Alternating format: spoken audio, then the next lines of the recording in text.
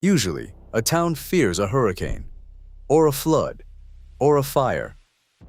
But in the fall of 1948, the town of Donora, Pennsylvania, faced a threat that had no name. It did not come from the sky. It did not come from the river. It came from the one thing that kept the town alive. Imagine a fog so thick you cannot see your own hand. A fog that burns your throat like acid. Imagine a weekend where funeral homes run out of caskets and doctors run out of oxygen. People were dying in their beds. They were collapsing on the sidewalks, and the terrifying truth was hiding in plain sight. The danger was not an invader. It was the neighbor.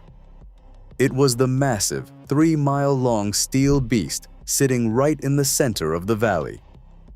The engine of their economy had turned against them.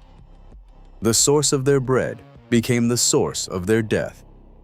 This is the story of the weekend when the Donora Zinc Works became the killer factory. In the steel towns of western Pennsylvania, there was a saying everyone knew: smoke is bread. If the smokestacks were belching, men were working. If the furnaces were running, families were eating. The end of the Second World War had unleashed an industrial boom, and towns like Donora were the backbone of it. Nobody questioned the smoke. You did not complain about the thing that fed your children. The source of that smoke was the Donora Zinc Works. Operated by American Steel and Wire, a subsidiary of the United States Steel Corporation, it stretched for nearly 3 miles along the riverbank, an enormous complex of furnaces, smelters, acid plants, and wire mills. At its peak, it employed thousands. Zinc smelting is one of the dirtiest industrial processes ever devised. The raw ore is roasted at extreme temperatures, releasing a toxic cocktail into the air. Heavy metal particulates, zinc, cadmium, lead, along with massive volumes of sulfur dioxide. But the most dangerous emission was fluoride.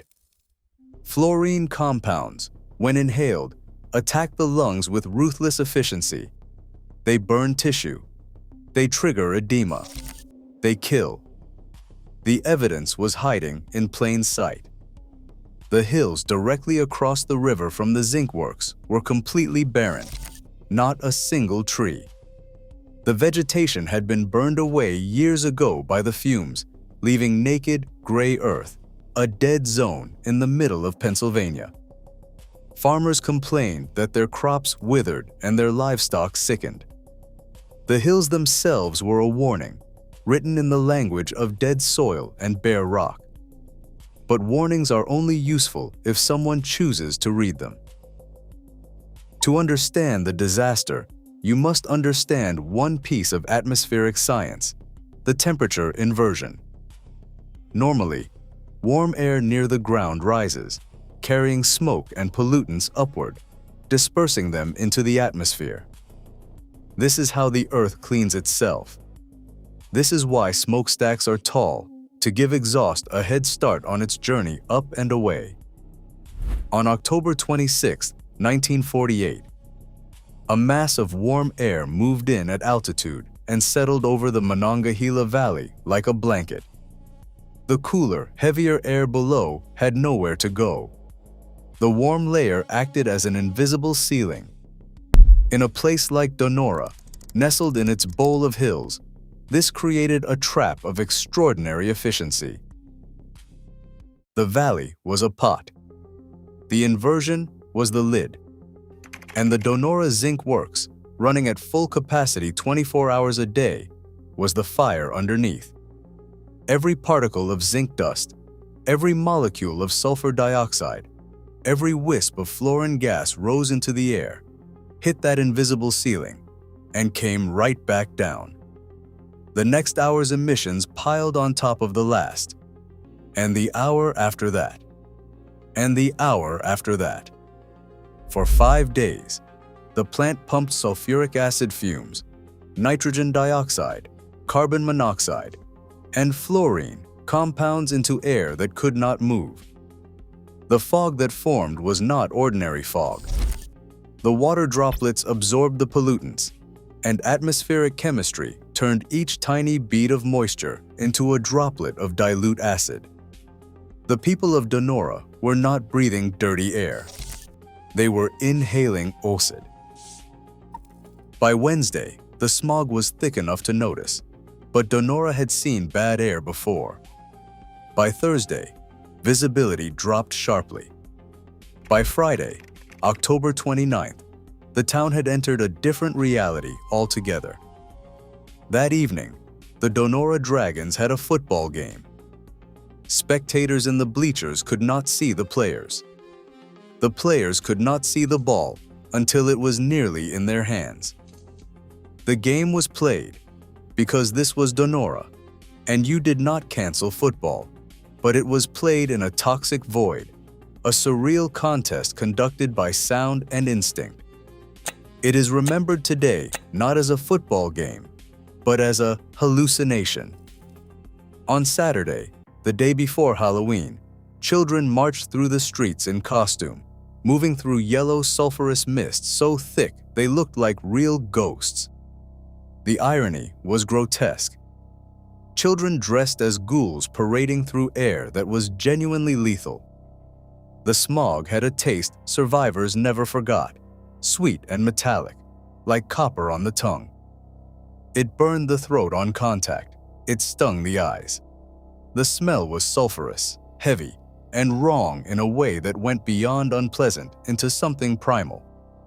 By Saturday, visibility collapsed to near zero. Drivers could not see the hoods of their own cars. Streetlights vanished from 10 feet away. People who stepped outside got lost in their own neighborhoods. Some crawled on hands and knees, feeling for the curb to guide them home. The town had been swallowed. The dying began with the most vulnerable: the elderly, asthmatics, people with existing heart or lung conditions, their airways constricted, and their lungs filled with fluid triggered by fluoride and acid. In houses up and down the hillsides, people gasped and choked and turned blue, and their families dialed the telephone exchange in desperation. Donora had 8 doctors for 14,000 people. 8. Every one of them was overwhelmed. They could not drive. Some navigated on foot, crawling along curbs and fences, carrying oxygen tanks on their backs. Firefighters dragged equipment through streets they could not see. The phone lines jammed. There was no disaster plan. No one had imagined that AIR itself could be the enemy. By Saturday night, the local funeral home filled to capacity. A temporary morgue was set up in the basement of the community center. Coffins lined up in rows. Upstairs, the living huddled together, many coughing blood, waiting for help that was not coming. Through all of this, the Donora Zinc Works continued to operate. The plant manager was asked to shut down the furnaces. He refused.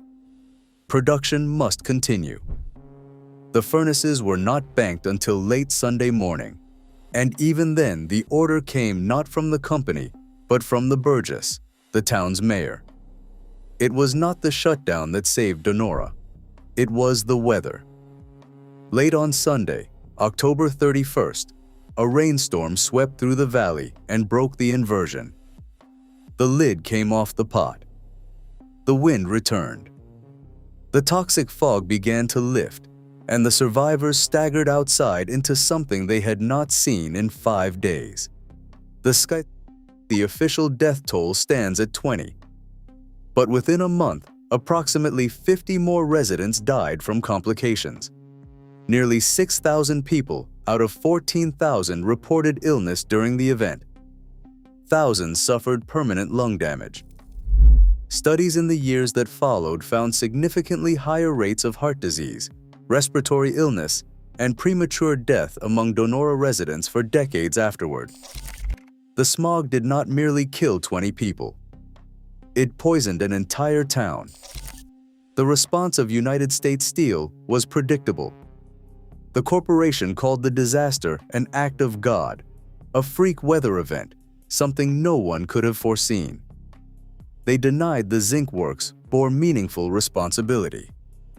U.S. Steel settled the lawsuits for approximately $235,000 total, divided among the families of the dead and the thousands sickened. A few dollars per victim. No guilt admitted. No executive charged. But Donora did something no legal maneuvering could undo. It shattered the assumption that industrial pollution was simply the cost of progress. The idea that a factory could kill people not through an explosion or a structural failure, but just by doing exactly what it was designed to do, that was a concept most Americans had never confronted. Donora forced them to confront it. The disaster became a direct catalyst for federal air pollution legislation, the Air Pollution Control Act of 1955, the Clean Air Act of 1963, and the Comprehensive Clean Air Act of 1970 that created the Environmental Protection Agency and established the national air quality standards that protect Americans to this day. The line from Donora to those laws is direct and unbroken. Today, the Donora Zinc Works is gone. The town has dwindled to fewer than 5,000 residents, a quiet, faded place that bears little resemblance to what it once was. But on the main street, in a small storefront, there is the Donora Smog Museum. And on the wall, in simple letters, is a slogan the people of Donora have earned the right to claim. Clean air started here. The town paid for that slogan with its lungs, its health, and its dead. But the air you are breathing right now, wherever you are, is cleaner because of what happened in that valley along the Monongahela in the last week of October, 1948. Donora's tragedy purchased the air we breathe today.